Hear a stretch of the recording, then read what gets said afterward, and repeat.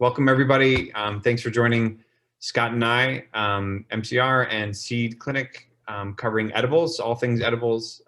We have an agenda lined up, but we will be taking questions. We already have some questions submitted in advance. We're going to cover things like what are edibles, the science of the edibles, how they're working, how they're digested, what do you do if you have too much, general topics sort of related to the testing of edibles, what some definitions are, what some relevance to lab testing is for those of us that are interested in consuming. Tons of questions scattered throughout, and of course we'll introduce Seed and MCR for people who don't know those. Scott, do you want to start it off with an intro to who you are and what MCR Labs is all about? Yeah, that'd be great. I just saw a comment that says my name tag says Melissa Kenton. I actually am Scott Churchill. I helped co-found the laboratory MCR Labs in 2013 with the mission of making sure that the consumer was protected from potential harms, contaminants in cannabis and cannabis products, as well as trying to bring some legitimacy to it by bringing my experience as a scientist in pharmaceuticals, that level of rigor to the testing landscape. And I think it's also important to note that having the chemical profiles available is eventually going to help bring a lot more relationship between chemical profiles and patient outcomes in the future. So I think that's super important. MCR Labs, like I said, we're here to ensure the safety of the product and to characterize it chemically as best as possible in terms of the cannabinoids and the terpenes that are present. And yeah, that's what I do. Awesome. I am Dr. Caplan. I'm a family doc doing cannabis medicine now. I work with Seed Clinic here in Boston, but also we have some consulting around Massachusetts borders. I have a clinical practice where we're all about patient care. I also have a couple businesses where we're trying to expand patient care at scale, sort of offer guidance for cannabis and understanding at a large scale. I am all things nerd when it comes to cannabis and academia. So sort of understanding where the research is, what it's telling us, and what patients are teaching us about their own experience. And I am thrilled to have this discussion tonight. This has been especially interesting to me. Looks like we already have questions lined up, but maybe it would be helpful to sort of ground us in what constitutes an edible, sort of how edibles are processed, how they act. In a minute I'll dive pretty deep, but for now, basically edibles is anything that you're taking into your digestive tract. So something that you're breathing in is not going into your stomach. You're not processing it through the avenues around your stomach. So that's very different. But a tincture, which you might take underneath your tongue, is still considered an edible, I think, because not only do you get some penetration through the vasculature underneath your tongue, but you also tend to swallow it, even in small parts. So if that's going down into your stomach, the chemistry in cannabis is being digested that way. We call that an edible. Of course, none of these definitions are hard and fast. We're sort of adapting in cannabis to figure out how it all works on the run. Edibles in Massachusetts and sort of modern dispensaries really come into two big divisions in my mind. Things which have oil and fat, and then things which have not oil and fat as a main ingredient, meaning sugar or other ingredients. Of course, all edibles will have lots of different components as far as the recipe goes. But as far as the way that they work in our bodies, if something has a fat component to it, it will work very differently than something that doesn't. We'll talk about that a little bit more as the discussion goes on. But for practical reasons, for practical understanding, a chocolate bar at a dispensary is made often with oil or butter, and that's different than, say, a gummy or like a teddy bear gummy or a dose cube, which is made from sugar. And those things in your body act very differently. There are a lot of other things that contribute to different actors in edibles, and hopefully we'll cover most of that. But that's a major division just for people to understand, because they act quite differently in terms of our physiology. All right, Scott, I have no real order for any of this stuff. There's tons to cover. Should we go by the Google Doc? Do you want to start with, I guess, what MCR Labs offers customers in terms of edibles, and what sort of options customers have to be able to test things that either they buy or they make? Sure. So we've had a long history of working closely with patients, caregivers, dispensaries.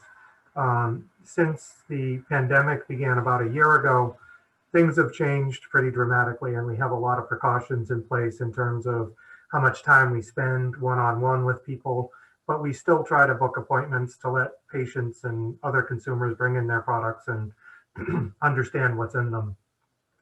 Primarily, most people are interested in the chemical constituents like cannabinoids and terpenes, but some people will come in asking for a pesticide screen or a vitamin E acetate screen or heavy metals or microbiological. Those are the primary ones that we get. And, you know, there's good reasons for all of that, but, you know, we like to be flexible and listen to what people are asking for and offer that. Just to tack on to the two different types of edibles, as a chemist, I look at them as, you know, either being edibles that are associated with something that's non-polar or something that's polar. And the reason for that is cannabinoids are non-polar, so they tend to dissolve more readily into non-polar things like fat, like oils, and they tend to struggle in things that are polar, like you know, some of the sugar concoctions they make, and definitely the aqueous beverages that you see a lot of, increasingly so. So yeah, there's the creating the edible challenges associated with whether it's fats and oils or sugars and water. But then I'll let Dr. Caplan talk more about what happens once it gets inside you and how they interact there. That's my little piece on what edibles are. Edibles are distinct, like he said, from MIPS in that they go through first pass metabolism. I'm sure he'll get into that.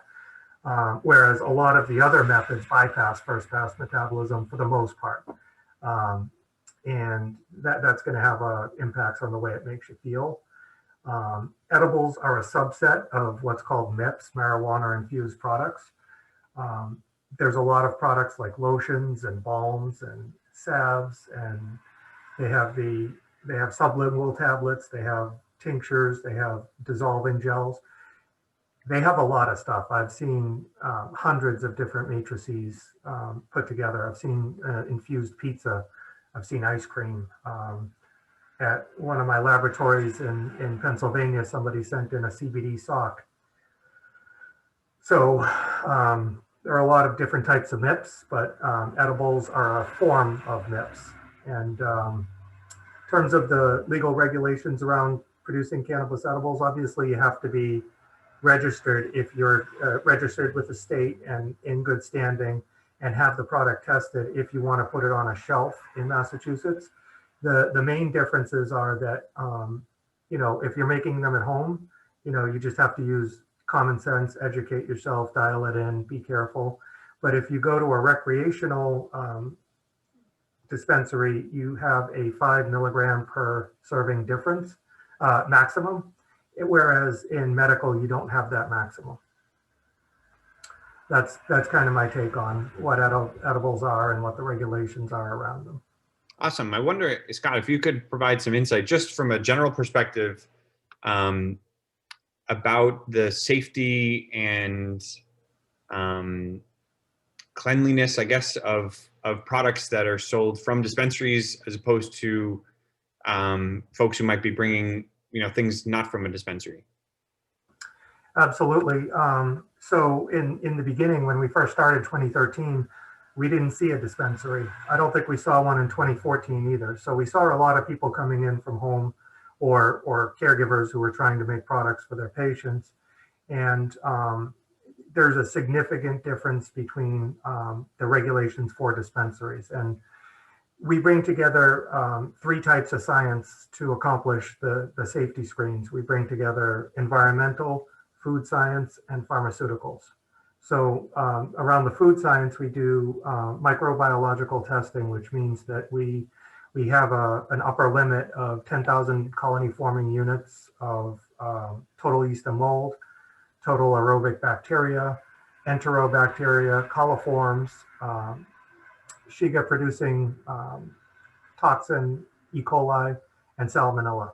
E. coli and salmonella, that's one organism detected. The others have various colony forming units that are a limit. And it would be hard for a week-old loaf of bread to pass these tests.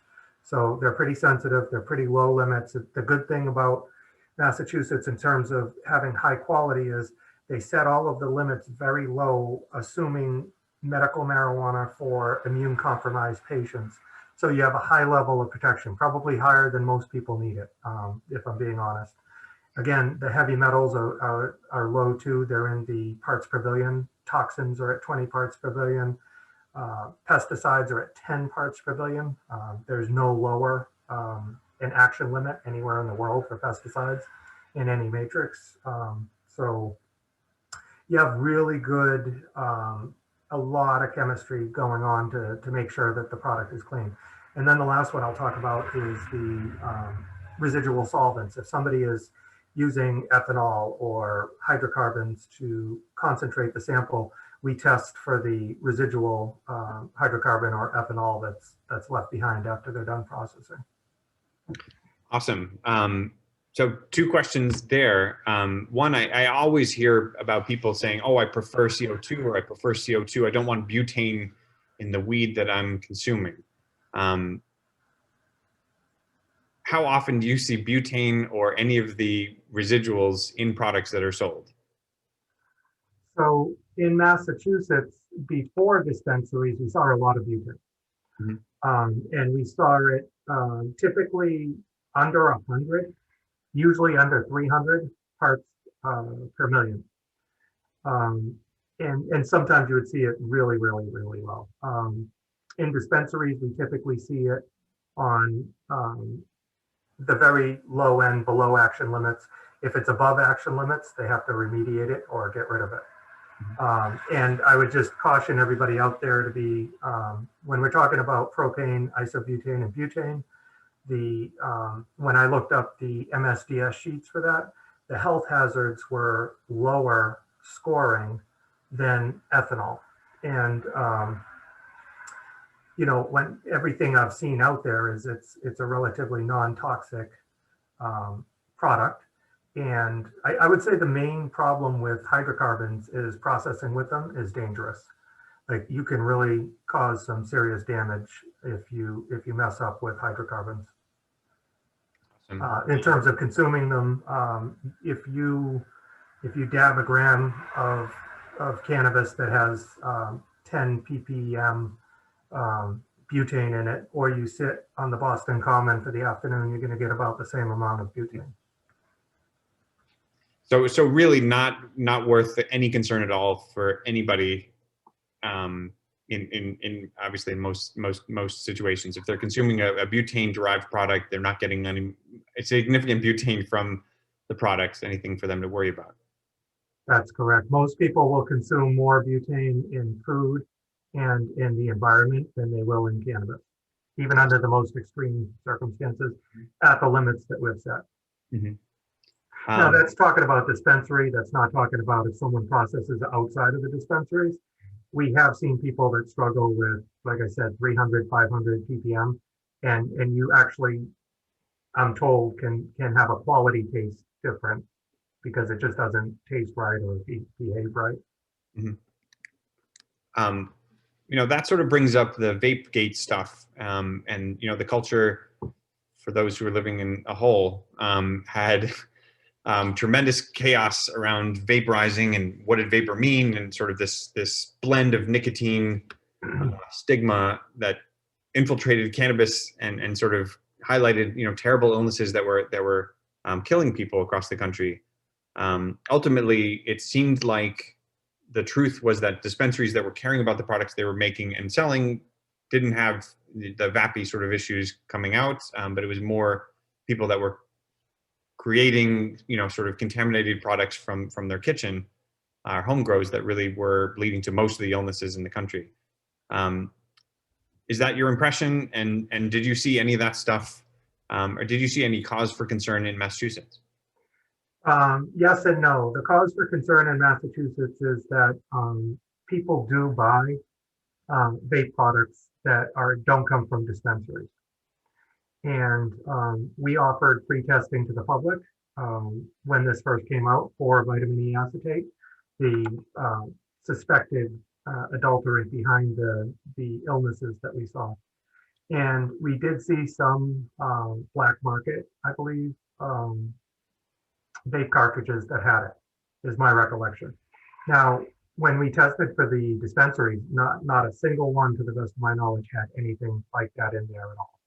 And I think that where it started was there was someone who had taken vitamin E and tried to use it as a thinning agent and had a patent on it.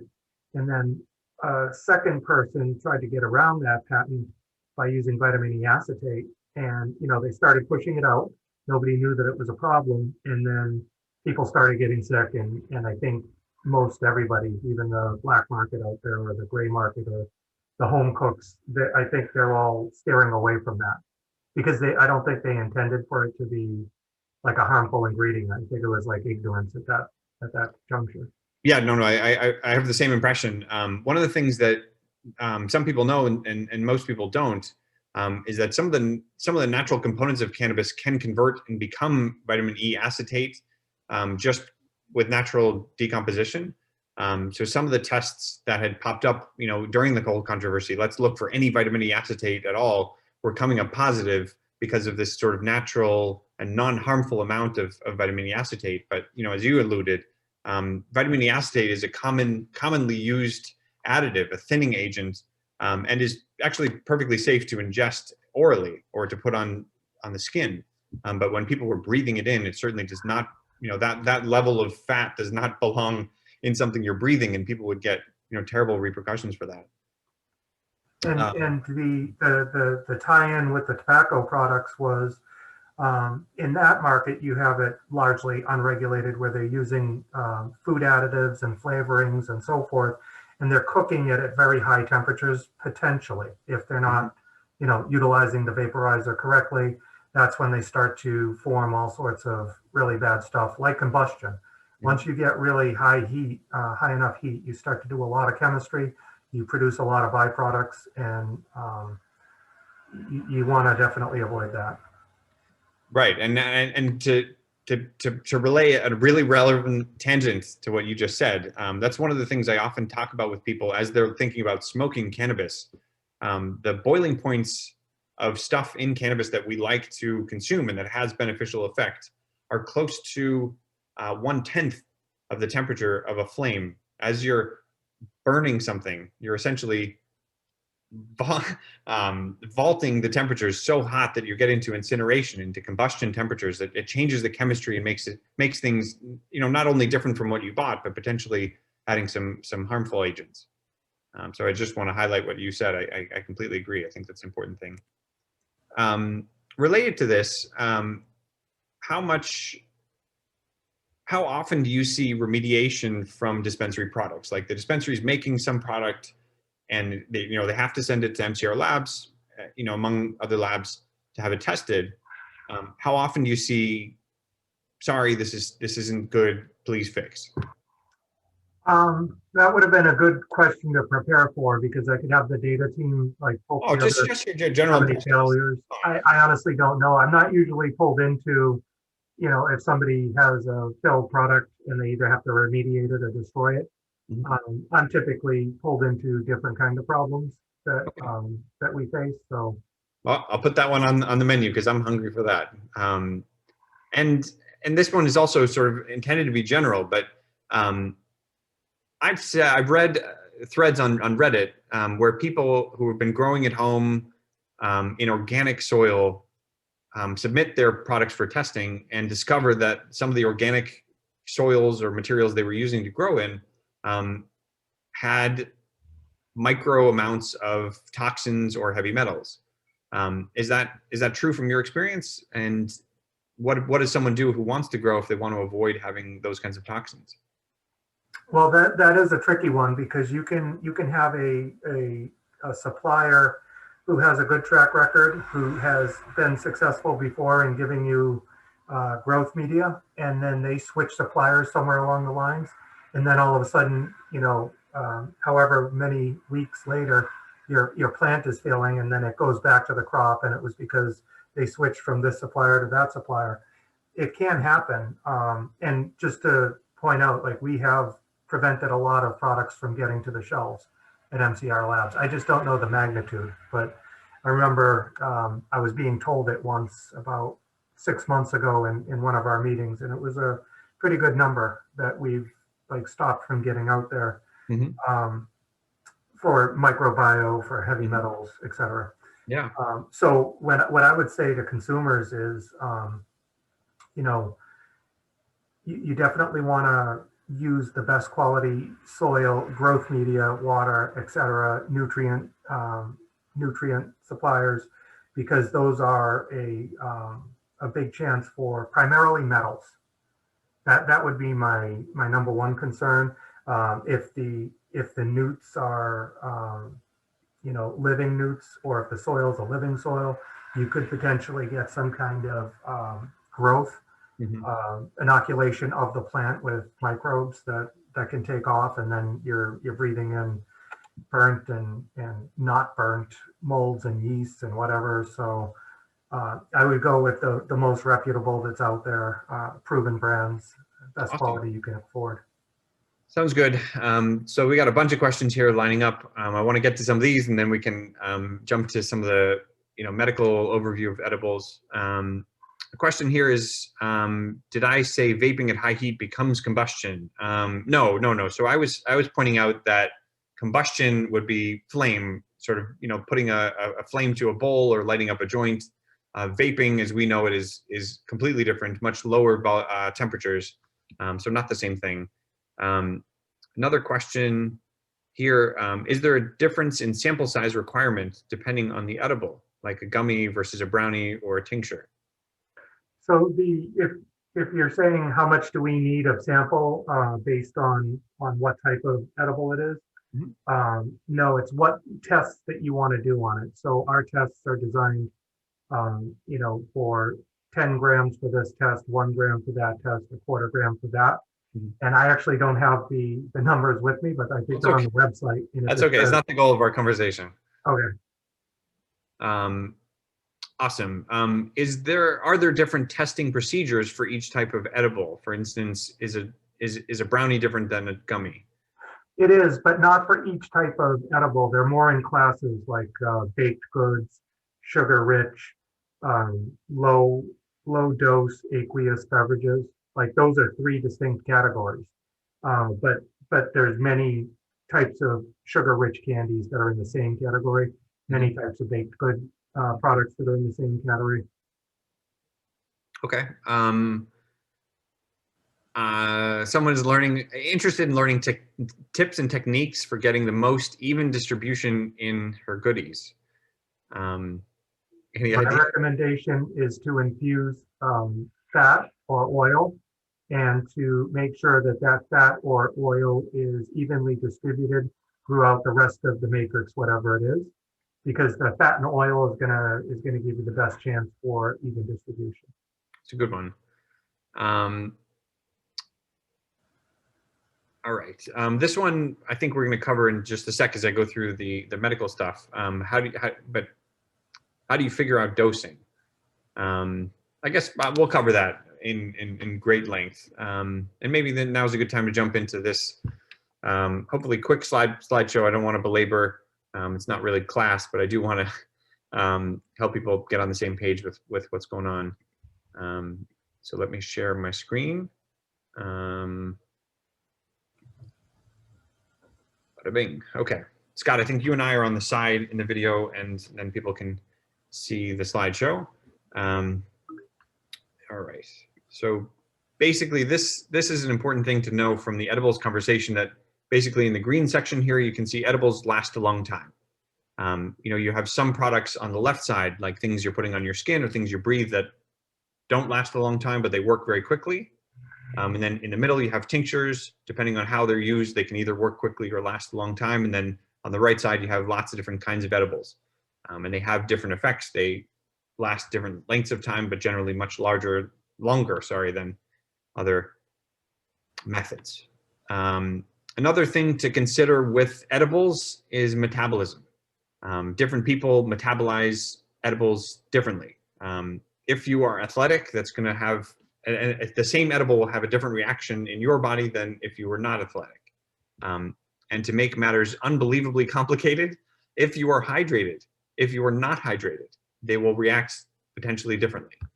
If you have a diet which is rich in high metabolic foods, you can have a different reaction.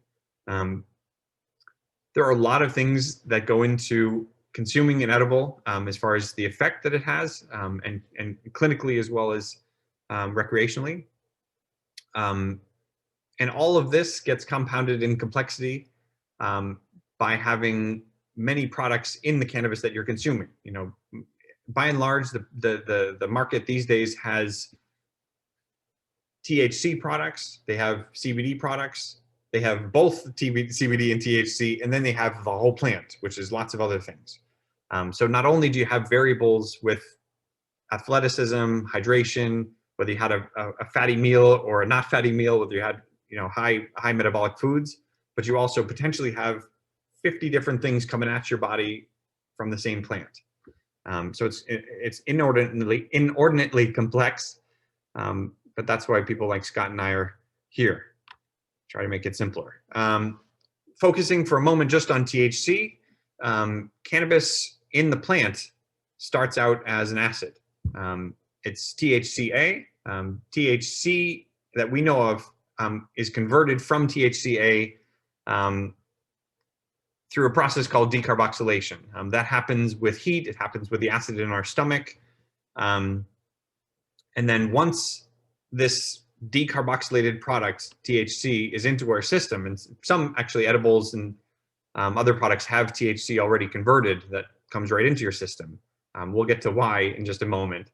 But once the THC is in your system, your body processes that THC into a hydroxy THC.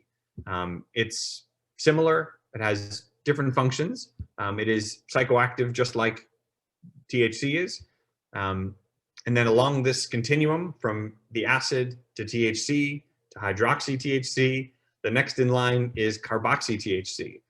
This is another form, another sort of tag from your body to the cannabis molecule. This one is less psychoactive, but still actually has effect for reducing pain and inflammation. So it still has biological effect, it still has activity, but it's not making people feel high, at least according to the animal models we know about.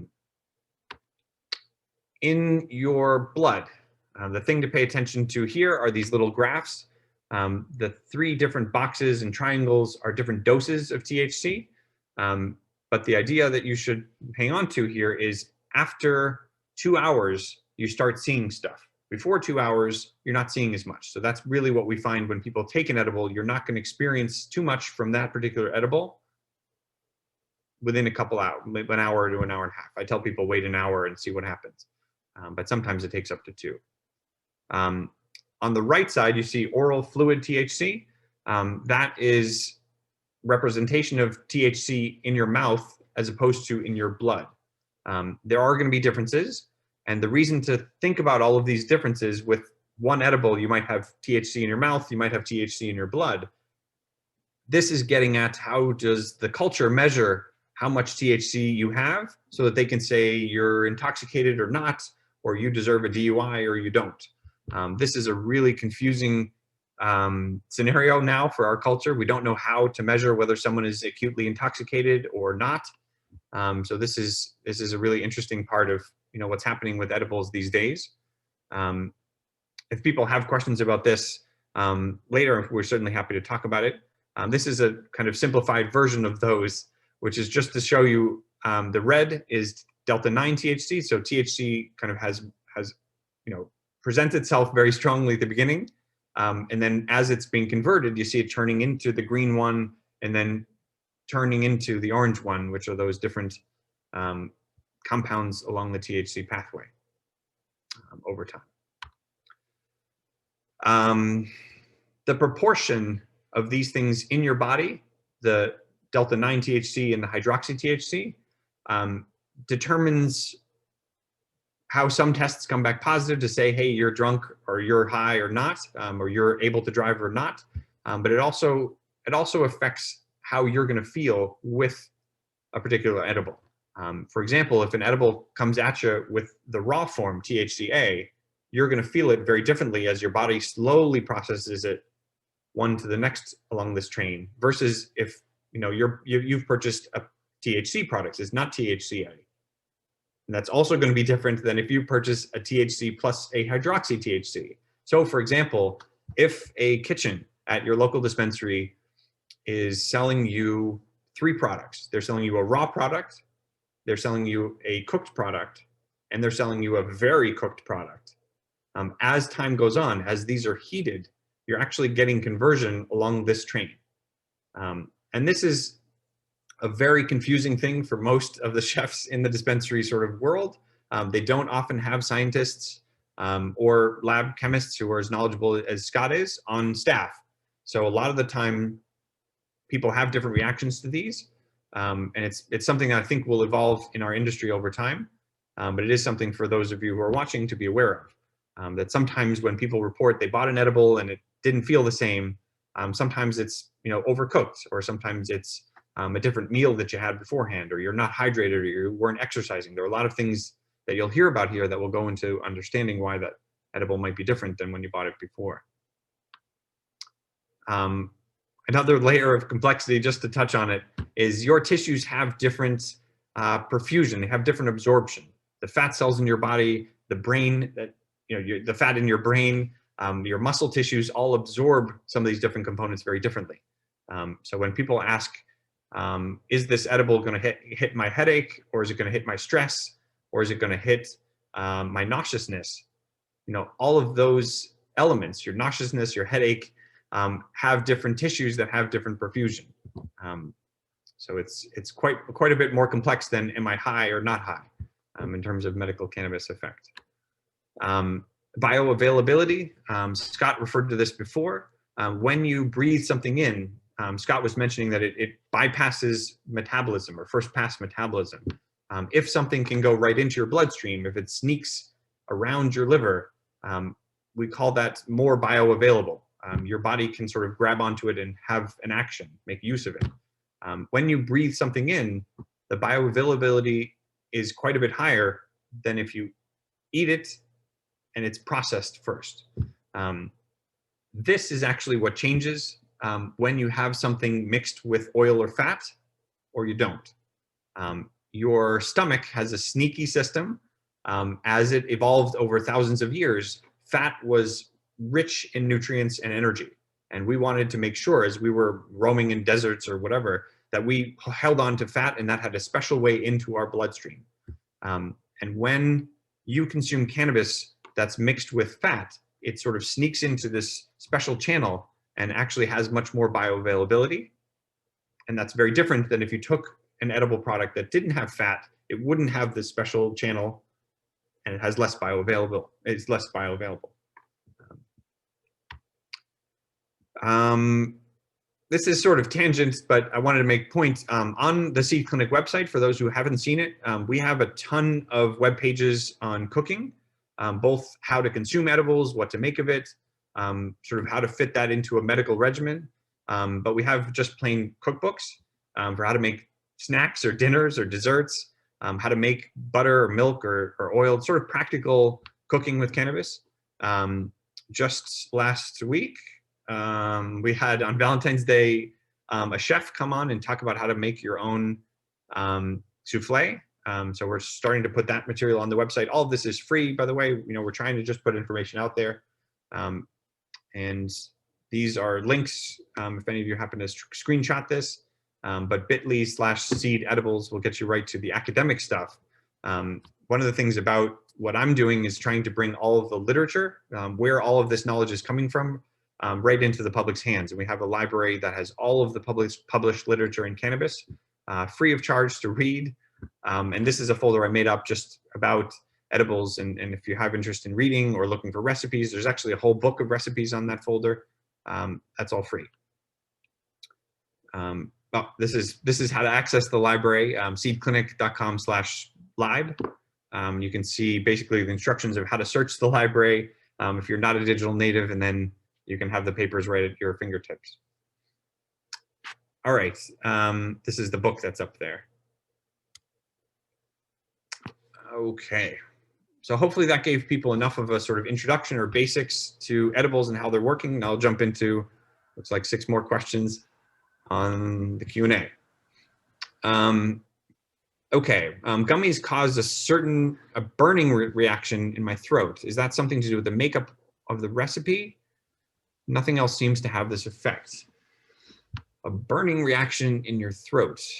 There are a lot of things that could be. I mean, the first thing that jumps to mind is burning often in your throat is a reflection of acid coming up from your stomach. You have what are called sphincters that stop acid from coming up from your stomach into your esophagus and your throat. If you're getting a burning sensation in your throat, oftentimes that means there's either a loose sphincter or maybe some acid just crept up. When you're about to eat something, your brain knows it and your stomach knows it. And sometimes that means your stomach is going to churn some acid, and some of that can splash up and give you the burning in your throat. I don't think that's related to cannabis per se, but it certainly might be associated with eating. But I'm happy to answer that privately if that doesn't do it justice. I can volunteer something. I know some people are very sensitive to certain fruits that they eat. They get itchy, burning throat and mouth. I don't know if maybe one of the ingredients that's used in the creation of the gummy you might have a sensitivity to it. But I'm not aware of, generally speaking, gummies causing that reaction from what I've heard. Awesome. Yeah, thank you. That's a good point. How accurate is the testing? Are there a lot of variances? I would say that in the beginning of testing way back in 2013, you would see some significant laboratory to laboratory variances, but over time, you're starting to see them tighten up. One of the things that laboratories have to do is they have to be ISO accredited, and to be ISO accredited, one of the many things you have to do is you have to establish an uncertainty budget, and that basically tells you that the result is this plus or minus that. There's always going to be an uncertainty in measurement, no matter how good you are. But I can tell you that our approach is to take each matrix category and basically develop the technology to get full recovery, to make it as accurate as possible. Mm-hmm. Awesome. We have a really great question from an audience member who's actually a bud tender at a dispensary and really teaching other people. So it's important, I think, we get nuance to this question. The question is about indica and sativa specific edibles. And this question points out that almost all of the edibles that they sell at the dispensary are hybrid, which this person takes to mean that it's simply THC distillate. It's not a more general plant derivative or whole plant derivative. The question is it because of the terpenes that sort of make an edible feel more sleepy versus activating, or is it something else? So I actually do not know the pharmacology of swallowed or oral or ingested terpenes versus inhaled. I do know that the inhaled has a long history in traditional medicine for having those various effects. I think that Some people will use distillate to create their edibles. Other people will use maybe full or broad spectrum concentrates, but I'm not certain that the natural plant material outside of the cannabinoids is having much of an effect on the edibles, because they're gonna go through so much processing that they're gonna be significantly different than what they would look like being inhaled. For sure. Second half of this question, I think, is also really important. Can tincture really be absorbed sublingually relatively quickly, or must one hold it under the tongue for a certain amount of time? Or is it really just swallowed and metabolized as an edible? So there are two types of tinctures it's important to mention. There's alcohol tincture and there's oil-based tinctures. Both actually are absorbed sublingually.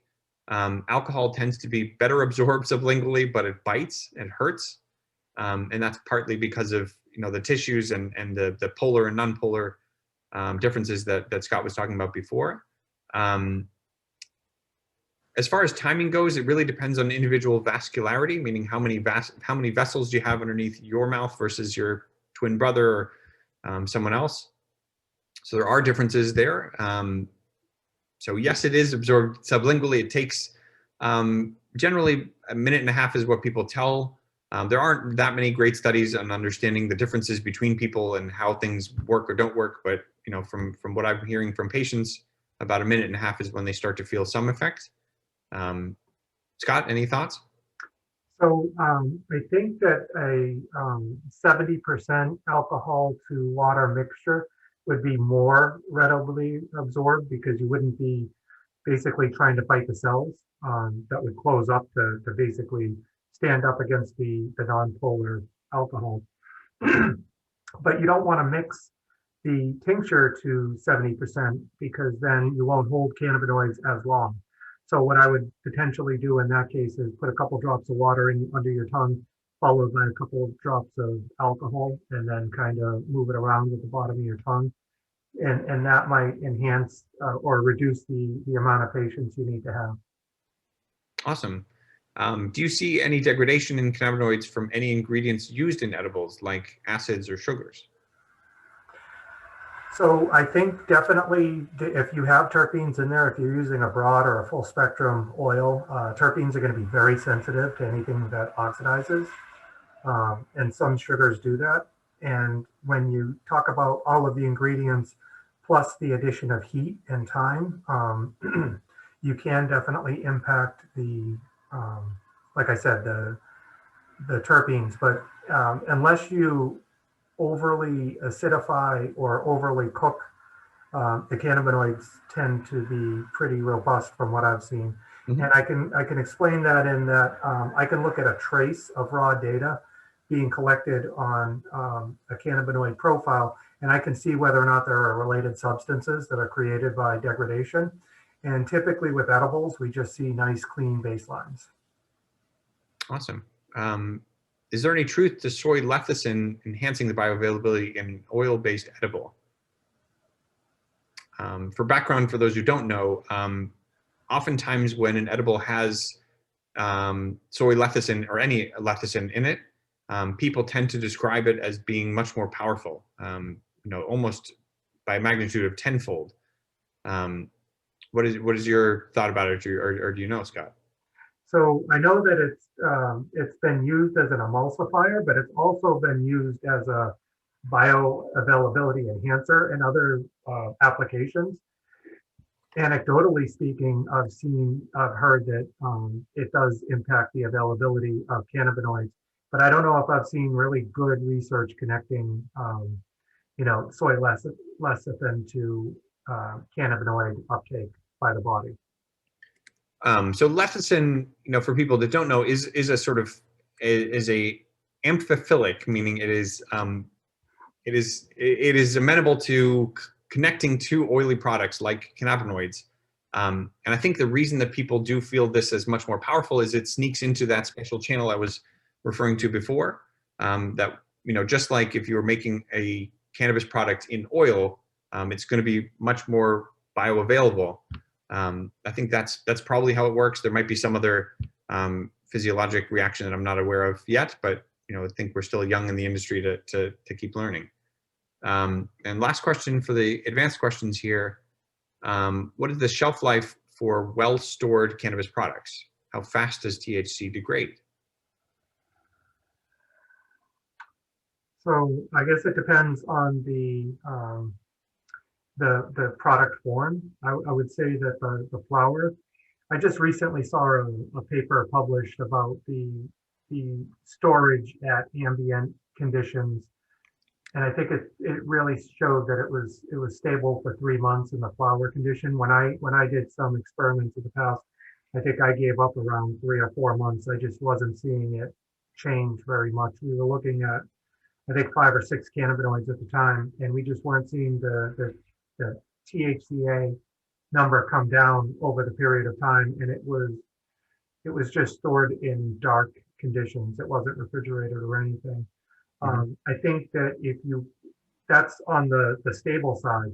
When you go over to the least stable side, I would say it's any kind of low dose aqueous based. You can get the cannabinoids to go into solution by using a lot of tricks, but you can't keep them there forever. They're going to try and get out of that water. Cannabinoids don't like water. So I'd say that that's the one that, I'd have to see some good studies on storage condition and how long it maintains potency. And then you get some level of, other types of problems in different food matrices. And I don't think that they're well characterized right now, but it's definitely, stability studies are definitely required. Another question here, does Delta 8 have the same metabolic rate as Delta 9? I assume he means processing. I'm aware of 2 studies that looked at Delta 8's processing, metabolic processing versus Delta 9, both before 1988. One was 1988, the other was 1972.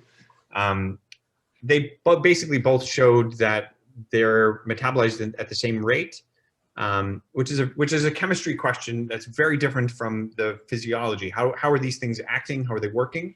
For those who don't know, one of the items on the THC train is Delta 8 as a byproduct of THC metabolism. They are less euphoric. So when someone takes 5 milligrams, say, of Delta 9, they're going to feel more euphoric than if they took 5 milligrams of Delta 8. So that difference, because they have different action in the body, if they're both present, they're going to impact how the other one works, meaning your body's going to see less of the Delta 9 if there's Delta 8 there. So in that sense, Delta 8 has more, it's elbowing Delta 9 out of the way more than if you didn't have any Delta 8 there. So the metabolism is about the same, but the impact is going to be greater for Delta 8 on Delta 9 than vice versa. Hopefully that's not too confusing. Scott, anything to add? No, they're very structurally similar from a carbons, hydrogens, and oxygen standpoint. It's basically just there's 3 6-membered rings in THC, and you move a hydrogen over 2 spots, and you get Delta 8 versus Delta 9. So it's really, but that also changes the 3D conformation of it too, and that's what's primarily responsible for any differences that you would see in terms of the effects. In terms of the liver is like really singularly purposed, and it either cuts things or it tags things. So in the case of Delta 8 versus Delta 9, getting that hydroxy group put on and then subsequent processing, I would imagine that they're going to be very similar. I don't think the three-dimensional differences are enough to impact what the liver does. The liver is really good at what it does. Awesome. The question is pure vegetable liquid lecithin any better or worse than soy or sunflower lecithin? I have no idea. You? I have Great no question. idea. We'll have to come back to it. So this question is, did I miss how to dose edibles? No, we didn't cover it actually. So, you know, from a simplistic perspective, dosing in cannabis is generally accepted as being go low and slow. So you are going to react differently than your twin sibling might. Certainly different than your neighbor. So everybody's a little bit different, just in terms of your genetics. And then you alone, if you were exercising in the morning versus not exercising in the morning, might have a different reaction. And still, if you are hydrated or not hydrated, if you had a fatty meal or you had a tiny non-fatty meal, all of these things can play a different role in how your experience of an edible would be. So a lot of it is really too complicated to put into charts and mathematics, but is actually really easy for humans as intuitive beings to understand. And as you consume edibles over time, you start to learn about how your body reacts to a certain edible in a certain situation. And in general, we find people really pleased with their responses as you start low and aim for what's called the minimally effective dose. So you want to find a dose where you feel a good effect, but maybe not too much. Maybe you had too much at one point and boy, that wasn't pleasant. You learn to sort of taper to what is the minimal effective dose, the lowest dose where you achieve something you like. More specific than that, I can certainly sort of help you individually, but I think probably not for this call. Scott, anything to add as far as dosing edibles? No, that's perfect. It really is an individual experience, and you have to go, you know, with the low and slow, because you can always consume more if you need to, but you can't unconsume it once you have. Right, right. Yeah, one of the things that you might now know from those ugly charts I showed is you have those curves sitting in your blood kind of over time, they're still there. So as you consume an edible at time 0, and then consume another edible at time 6 hours, the edible from time 0 is still in your bloodstream in different form. And it can really have an amplifying effect that is potentially really unpleasant. So it's important to give time between edibles. So it looks like we have short time left. Any other last minute questions or thoughts or feedback from the audience?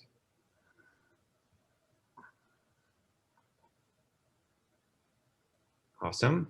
So it looks like none for now. This was great. I learned a ton. Scott, it was great chatting with you. Oh, here we have a question. How do you dose an edible to be exactly 5 milligrams per unit? I could guesstimate that it takes practice. So dispensaries have a little bit different of a setup than the home cook. They send lots of samples to laboratories every day. And if you're in the lab making, you know, flour into oil, you know what the starting flour is. You have a process. You know how much you should expect based on the potency of the flour. You then test the oil, and once you have, you know, the potency of the oil, then you infuse it into the product. And then once you have products, you start sending it to the lab, and you get feedback there. And at some point, you basically have a system that, you know, allows you to, you know, be pretty close to 5 milligrams every single time. And if you happen to go over what they allow, and you're talking about chocolate bars, then you could, you know, figure out how much of a chocolate bar you have to trim off to be within limits. Or if you're talking about a beverage and you're using a syrup that gets diluted into water, you could dilute it more so that there's, you know, you can account for it. Even with gummies, I've seen people cut gummies to maintain it. So your best bet is to target, like, you know, 4.5, or really get familiar with how good you are at hitting your target and go from there. Awesome. So for those who joined us, thanks for sharing your time. Hopefully this answered everybody's questions. You know, we will certainly do more of these in the future. Looks like a great turnout, and I think we covered a lot. We have an events page if you want to keep on with what I'm doing. And I know MCR is always out there educating at every event I've ever been to. So, you know, they're readily available. As Scott mentioned before, if you are making products at home and you want to have them tested, whether it's for contaminants or heavy metals or potential bacteria, or you just want to know how strong they are, or you want to know what other things there might be. His lab has websites and is very accessible. It's totally affordable, and everybody's very friendly every time I've always been. So I definitely put a shout out. Last question here, we'll sneak it in. Any tips on how to achieve without a lot of waste? To achieve that, what you were just describing, I guess, without a lot of waste. So none of that would technically be waste if you were at home doing this, because all of the trimmings at home, I wouldn't try and get some arbitrary number plus or minus this outside of, if you found an effective dose, give yourself a little bit of breathing room on either side. I would say that the more your product has an even distribution of fat, the more you're going to be able to accurately load it to the desired target point. So you're going to increase your accuracy the more that you have a fat or lipid-based product. Is another angle of saying what you just said, to watch out for settling, that if you infuse blue into your brownies, if it's not the same weight as everything else in the brownie, you're not going to have blue everywhere. Just like you're not going to have THC everywhere. If you're letting it sit in the pan, some of the THC might settle, and the bottom of the brownie or the brownies on one side of the pan versus another are not going to have the same THC. Well, yeah. So typically in cooked products, if you have fat, you need to have an even distribution of fat, or something went wrong with your recipe. So, for example, with brownies, I make brownies at home that have coconut oil instead of whatever else they tell you to use. I don't know if it's shortening or butter or whatever, but I use coconut oil, and I don't have to effort to make sure that it's evenly distributed because it's infused into the coconut oil. Then it's going to be evenly infused in the product. I haven't seen it stratify or separate out or anything like that. I think to the extent that you try to load it and it does separate, like in like a hard candy, if you see little speckles of uneven globules of oil, that's an indication that you don't have a good even distribution, and your ability to hit a target is not only compromised, but your ability to hit the target twice is very compromised. Mm-hmm. So most people make a bunch of them at once. So being able to evenly distribute is a key to getting an effective ability to reproducibly get the dose you're targeting. Awesome. That's a really central point. And I think related to that, tinctures can settle, and the ingredients in tinctures can change over time. And I would recommend anybody who's consuming a tincture just to shake it and make sure that you're constantly mixing whatever happens to be in there, so you get the same product, or hopefully the same product each time. Okay, we could talk. I think you and I could talk forever, but we have to end here. Thanks everybody for joining us. Look forward to seeing you next time. Thank you, everyone.